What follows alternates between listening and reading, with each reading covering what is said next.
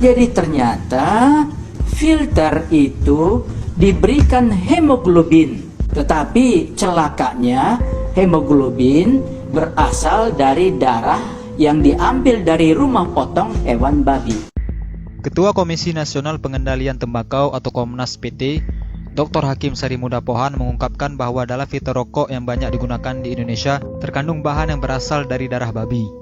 Hemoglobin atau protein darah babi digunakan dalam filter rokok untuk menyaring racun kimia agar tidak masuk ke dalam paru-paru perokok, kata Dr. Hakim saat menjadi pembicara dalam dialog bahaya merokok bagi kehidupan berbangsa di Balai Kota Banjarmasin, Kalimantan Selatan. Dr. Hakim juga meyakini bahwa filter yang digunakan untuk rokok yang beredar di Indonesia merupakan filter impor yang mengandung komponen dari darah babi. Menurutnya, semua itu diketahui setelah adanya pernyataan yang diungkapkan ahli dari Australia atau Profesor Kesehatan Masyarakat dari Universitas Sydney, Simon Chapman. Profesor Simon Chapman menyatakan itu merujuk pada penelitian di Belanda yang mengungkapkan bahwa 185 perusahaan berbeda menggunakan hemoglobin babi sebagai bahan pembuat filter rokok. Profesor di Australia memperingatkan kelompok agama tertentu terkait dugaan adanya kandungan sel darah babi pada filter rokok. Profesor Simon Chapman juga menyatakan sekali lagi bahwa itu merujuk pada penelitian di Belanda yang berhasil mengungkapkan bahwa 185 perusahaan berbeda menggunakan hemoglobin babi sebagai bahan pembuat filter rokok.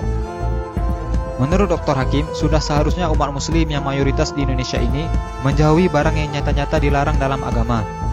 Bukan hanya kaum muslim, tetapi kaum Yahudi juga melarang pemanfaatan babi untuk keperluan seperti filter rokok ini.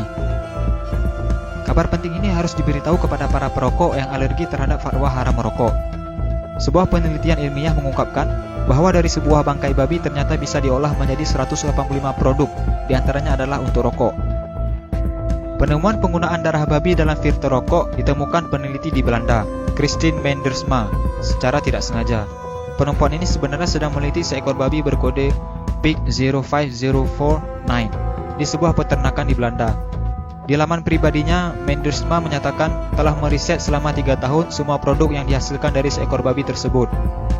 Hasil riset tersebut kemudian dibukukan, lengkap dengan grafik dan gambar produk, kemudian dipamerkan dalam sebuah pameran. Tujuannya sederhana, menunjukkan kepada orang lain bagaimana sebuah produk itu dibuat dan dibungkus dan dari mana dia berasal, sehingga orang bisa tahu. Untuk menunjukkan itu, Mendersma mendekati subjek ke satu ekor binatang yang di dalam hal ini adalah seekor babi bernama Pig 05049. Kita tidak berbicara hukum haram atau halal merokok, karena perdebatan halal atau haram merokok tidak pernah ada habisnya.